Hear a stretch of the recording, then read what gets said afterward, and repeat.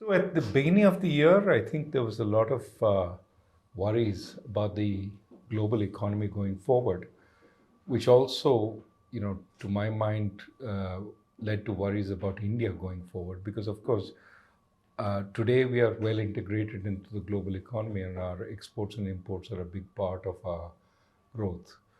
That slowdown hasn't happened. In fact, the US in the last quarter had the most spectacular growth it's had for a long time, 5.1%.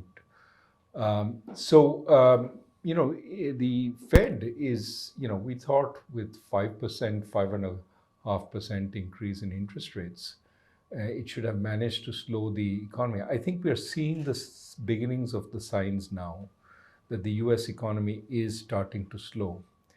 The big question in many people's minds is it a soft landing or is it going to be a harder landing? My sense of the probabilities is it's still going to be very difficult to engineer a soft landing.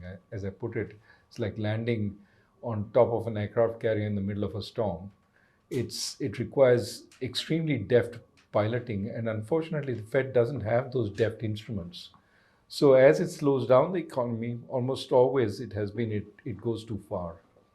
The where the Fed goes, sort of almost always the rest of the world goes.